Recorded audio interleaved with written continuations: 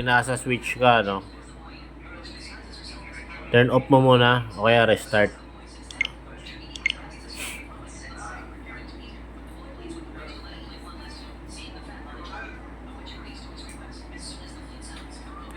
Pag naka-restart ka na, punta ka lang dito sa tools.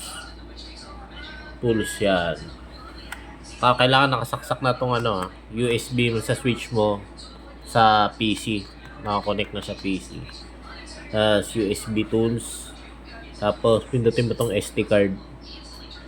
Ayan, naka-mount na. Pag napindot mo na yung SD card, lalabas yung switch mo dito sa computer. Ayan, nakalagay no, switch SD card. Tapos click mo lang yan. Then, ayan. Diba yan? Ayan yung laman ng SD card mo. So, yung na-download mo kanina, punta ka lang sa downloads. Tapos, ito yung na-download mo, di ba? Double click mo lang yan. Tapos, yan, na-double click mo na yung din-download mo. Ayan. Highlight mo. Tapos, extract mo to sa SD card. SD card, ayun, SD card. Extract mo siya dyan. Ayan, okay. Then, yun na. Tapos na. Okay na. Then, close mo. Siyempre, save to remove mo dito. Baka mag-corrupt. Eject. Eject mo na. Tapos ngayon, pag na-eject mo na, pwede mo na tanggalin dito. Ano kaya? Ayan, close mo na.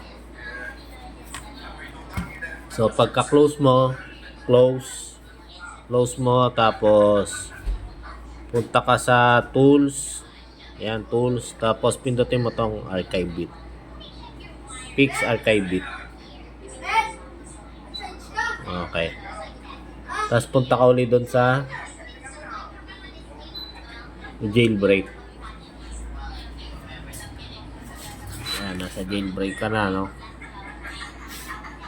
Try mo lang.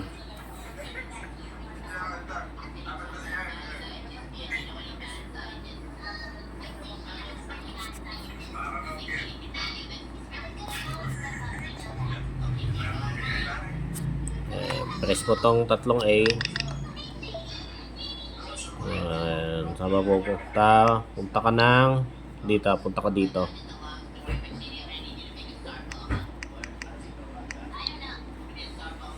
Wait, saksak ko lang.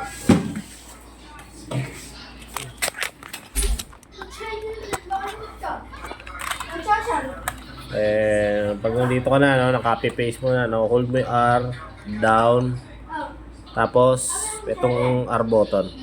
O, yun na, nakalagay na. O, yun. Pwede mo na i-calibrate ngayon yan. Magiging parang OLED model na siya.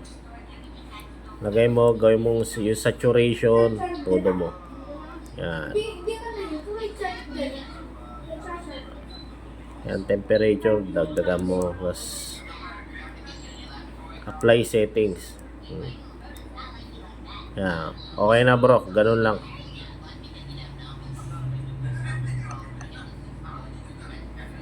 Yan, magiging parang OLED model na siya.